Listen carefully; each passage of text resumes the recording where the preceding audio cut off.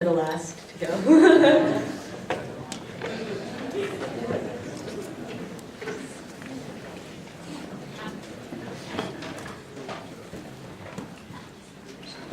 Hello, my name is Julia. I'm Sadia. I'm Alice. And we will be presenting today on behalf of Team Basic, Beating Acidic Surroundings Involving Cancer. So I want you all to imagine the experience of someone battling cancer. What do they look like and how do they feel? Most of you are probably imagining patients balding, riddled with nausea, fever, fatigue, and perhaps loss of appetite. These are the symptoms we most commonly associate with cancer. However, these are not always cancer symptoms. These are the debilitating side effects of conventional treatments. Yes, cancer patients are sick, but oftentimes their treatments are making them even sicker, at least for a little while, and many times the cancer still comes back. Some conventional treatments currently in use are chemotherapy, radiotherapy, and surgery, all of which come with their own problems, namely killing healthy tissue, sometimes to the point of causing other complications such as infertility, and perhaps leaving cancerous cells behind to grow back more aggressively. The goal of our project is to improve on developing treatments that have the potential to permanently eradicate cancer from the body with fewer side effects. Today we're going to give you a little bit of background on some of those treatments, discuss our methodology for our project, some preliminary data we found, and some lessons we've learned along the way. So here's Sadia to discuss some background on the topic as well as our research focus. Thank you, Julia. Immunotherapy is a growing field in cancer research that involves using one's own immune system to fight cancer. It's a promising field because it targets specific aspects of cancer cells and causes significantly fewer side effects than the treatments that Julia had just spoken about. According to current research, it has the potential to eliminate all cancerous tissue. Despite the promise of immunotherapy, it does have its potential drawbacks, which I will discuss shortly. Aside from immunotherapy, we were also inspired by research on pH manipulation in a cancerous environment. It is known in the scientific literature that the extracellular pH of tumors is very acidic. This acidic environment can serve as a barrier that blocks the immune cells from being able to effectively infiltrate into the tumor site.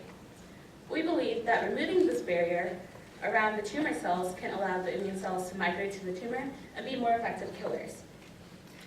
Therefore, we're interested in the two seemingly separate topics of pH manipulation and immunotherapy. Specifically, we're interested in what the effect of pH is on anti-tumor immunity. But how do we go about testing this? Well, first we need to focus on a type of immunotherapy. We've decided to focus on adoptive cell transfer therapy because of its success in clinical trials with melanoma and lymphoma cells. This is how ACT is traditionally done. First, the tumor is excised from the patient. The immune cells which have already infiltrated into the tumor site are isolated and grown. Then a number of tests are run on these immune cells to isolate the ones which are specific to the tumor and can recognize the tumor cells. Then they are grown and a number of proteins are added to culture to allow them to become stronger and more potent killers. These immune cells are then reinfused into the patient's blood and they will naturally migrate to the tumor site and kill the tumor cells. In our lab, we have modified some of this procedure by using genetically engineered cells, which are already specific to the cancer cells that we're using in vitro. ACT allows for us to tailor to our patient population by allowing us to grow an unlimited number of cells in vitro. It also causes significantly fewer side effects than other treatments because of the high tumor affinity that the immune cells have. However, ACT requires a large number of cells to be grown in vitro, and this takes a lot of time. This is time that patients don't have, especially if they're battling a very aggressive or metastasized form of cancer. It also requires a high number of resources, which is very expensive and thus is not very readily available to a large portion of the patient population. So how can we improve ACT? Well, we can manipulate the host microenvironment prior to transfer of the immune cells and thus make ACT more effective. We think that if we manipulate the pH around the tumor, then we can do this. Just to restate, we want to know what the effect of pH manipulation is on anti-tumor immunity, and what effect neutralizing that extracellular microenvironment that is very acidic will have on the efficacy of adoptive cell transfer therapy. We think that alkalinity has a very positive effect on anti-tumor immunity, and that if we neutralize the extracellular pH of tumors, we can improve the efficacy of ACT by enhancing the T lymphocyte activation and killing ability. In summary, cancer cells thrive at a more acidic environment and thus proliferate more, while immune cells are strongest at a more neutral environment. Thus, if we induce a more neutral environment around the tumors, we can create an environment that's more effective for tumor cells and less effective for cancer cells. Now, Julia, a member of our lab sub-team, will discuss some of our methodology and preliminary data. Thank you, Sadia. So, as you can see, this is the hypothesis we went into when we began our testing, and we devised the following methodology to go about that. So what we have to do to test the efficacy of adoptive cell transfer at different pH levels is first create those conditions. So we had to make media at a variety of different pH levels, ranging from 5.4, which is extremely acidic, to 9.0, which is very, very basic. As a reference, bodily pH is 7.4, which is right in the middle. And what we're doing is first we're culturing a variety of different cell types in those different pH conditions. This includes melanoma, lymphoma, and activated immune cells. Hopefully, later, we will be able to combine cancer cells as well as activated immune cells in the same dish, changing the pH conditions to simulate ACT in vitro. So, first we are testing activated immune cells, and the reason we're testing activated cells is that these are the immune cells that have been strengthened with various proteins to become better killers before being reinfused in the body. And we wanted to see two things: how well they survived at the variety of different conditions, and also how well they were able to be activated at those different conditions. And this is the survival curve from the immune cells. As you can see from the middle bar, this is bodily pH. And there are two important things to piece together from this graph. To the right of that bar, you can see our results from the basic pH levels. And what's really interesting is that these immune cells were able to survive at very basic pHs. 9.0 is about the level of bleach. So we were really surprised by that result. And another result that we weren't so surprised about was the steep decline to the left of physiological pH towards the acidic region. And you can see that there's a very quick drop-off all the way at the extreme of 5.4. There was actually cell death and pretty much no survival. When we did a procedure known as a staining to see how well these immune cells were activated, we actually got very similar data. And what was also surprising was that alkalinity, or more basic pHs, actually seem to enhance the activation. So they seem to make these immune cells better killers. And that is something that we had not expected from our hypothesis. When we did this with lymphoma, or cancer cells, we got the following data. The green line is physiological pH. And you can see for most of the graph, you can see the top line is an acidic pH that had mostly better survival than physiological pH. The purple line is a more basic pH, and you can see that had a little bit worse survival. What's also interesting to note is the two extremes here at the bottom. The hot pink is the acidic extreme, and the blue is the basic extreme. And as you can see from these extremes, both cause distress in the cells. If you push them too far, the cells are going to have trouble growing. But what's different between these two is that while in the acidic extreme, the cells didn't grow very well, in the basic extreme, they died off extremely quickly, showing an increased sensitivity to alkalinity and a somewhat tolerance of extreme acidic conditions. And going back to our hypothesis, this is what's changed based on our results. You can see we still noticed that immune cells did very poorly in acidic conditions, as we predicted, and cancer cells did do very well in survival. But what was surprising is that immune cells were actually able to thrive and survive in basic conditions, even activating better. And cancer cells actually had a much worse outcome in basic conditions than we thought. When you combine these two separate ideas, that is a potentially powerful and potent combination for treatment. That being said, While we have gotten some amazing and promising data, we have faced our challenges in the lab. One being consistency. It is very, very difficult to get consistent results between different members of the lab team.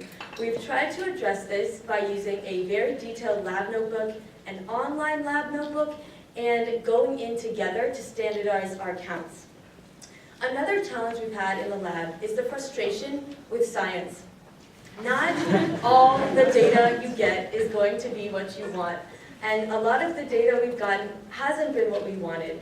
But science is about taking that frustration and asking new questions. One trial we had with lymphoma, we plated too many cells, and the experiment went kind of terribly. But that led to new ideas about, how does the density affect the killing time, and let's do shorter intervals of time and see how quickly these effects can take place. Now I'm going to pass it over to Alice to talk about some challenges we've had outside of the lab. Thanks, Julia. So our two biggest challenges can be divided into working among friends and time management. Even though working with your friends means you can communicate more easily, we've had trouble holding one another accountable for fear that will impact our personal relationship. In addition, as we've taken on heavier course loads and become more involved on campus, we've all had trouble at one point or another prioritizing Gemstone among our other commitments. To help us with this, we have a master list of all of our class schedules and also a running list of our big assignments and exams for this semester. Despite these challenges, we're quite proud of what we've accomplished so far. Here's a picture of our lab sub-team at mouse handling training. We're really glad to have gotten that done during the summer when schedules were easier to coordinate. So in the spring, we revised our methodology and secured $5,000 of funding for our team. In the summer, we buckled down and submitted for iCook. And this fall, as Julia has talked about, we've been working on data collection.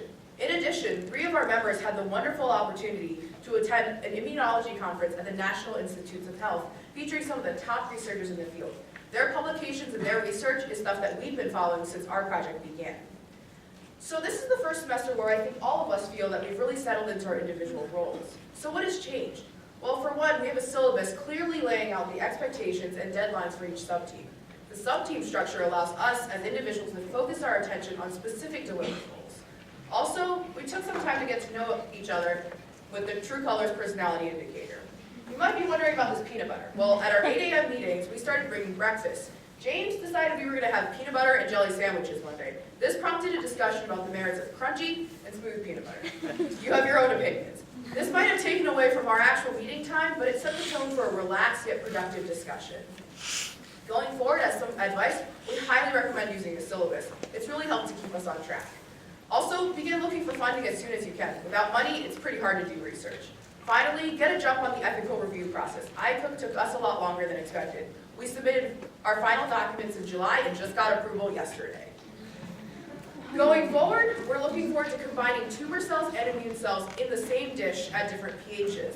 If we have time, we hope to do some in vivo studies using a mouse model.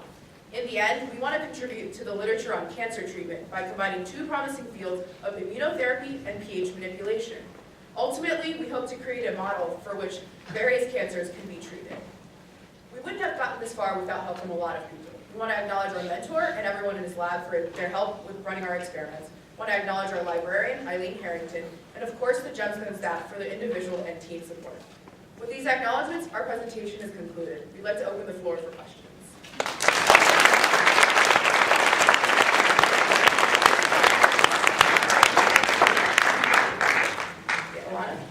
For your in vivo testing, are you planning on giving localized alkalytic environments or making an injection that goes everywhere with or what are you planning on doing? So the question is about how we would administer the alkalinity in vivo model. That is a great question. And we are still pretty far from that point, but what I can say is we probably use previous literature as a model. They have done both oral, they put it in orally, like they diluted sodium bicarbonate in water and had the mice drink it, or they've done a tail injection, which circulates it through the whole body. We could try both of those methods depending on which pH we want to use. If it's a pretty extreme value and we're worried about the danger of the health to the animal, we are thinking of doing localized injections, and we've also briefly looked into hydrogels as a delivery source, but we're still thinking. Up there?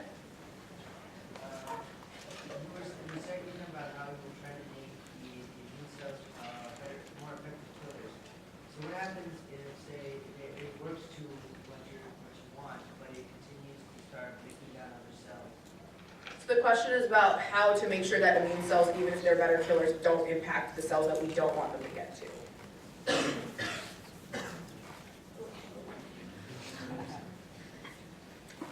That's a great question. So basically, as part of the adoptive cell transfer process, the immune cells are pulsed with certain epitopes, which are kind of, it's a signal for them to attack specific to, for example, with cancer, you do immunogenic mutations, so mutations that immune cells can recognize, and they would recognize that specific mutation, just like immune cells develop memory for specific viruses. That's why if you get an immune cell that can kill one type of the cold, it can't kill all the colds, because it's very specific to that type of cold. So it would, in this case, also be very specific to that type of cancer. Did that help? Cliff?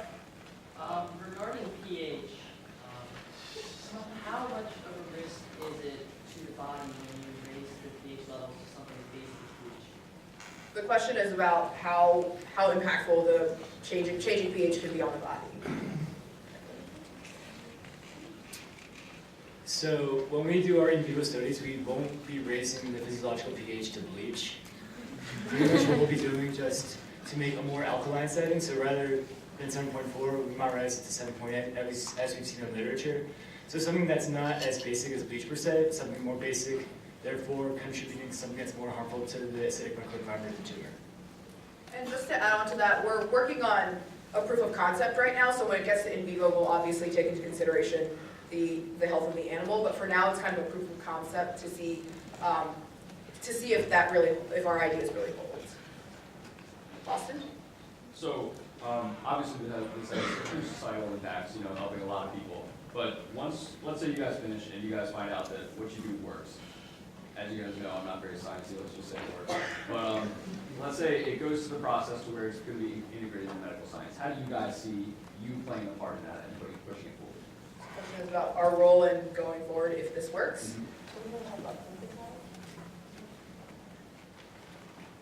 We've never considered it that far, to be honest, which is a surprising question, but to put it into the medical field requires a lot of levels of clinical trials, so I've seen a little bit of that this summer, and it is a very gruesome work, so I personally would be involved in that just because I like it, but we've never talked about involvement after undergrad, which will have to be a conversation if it happens to be that promising. You up there? Kind of building off the last question, do you envision this being like a complementary or supplementary treatment to the traditional treatments you talked about earlier, or more of a primary kind of treatment? So the question is, how does this work with the current available treatments? Okay, so in the literature right now, the only things that have been shown are that pH manipulation can affect migration and invasion. No evidence has been shown in the literature for growth. So that's something where our project is very unique. And basically, the question was would it use in tandem, right? Yeah. Yeah, so basically this would just be complementary to ACT or perhaps other treatments to improve the efficacy. So it doesn't take as much time. Perhaps we can use less immune cells and cost maybe less side effects, less money, less time. So we have small goals right now, but potentially if we could develop some sort of hydrogel that could locally blast a tumor with a very basic pH, that could be an avenue for primary treatment. Also, where the cancer treatments are going right now is more towards a specialized per individual. So right now they are combining treatments, but considering hydrogels or whatever, there's movement towards more individualized treatment. So that's where this is also being used right now, especially ACT in clinical trials. Any other questions? Well, thank you everyone for listening.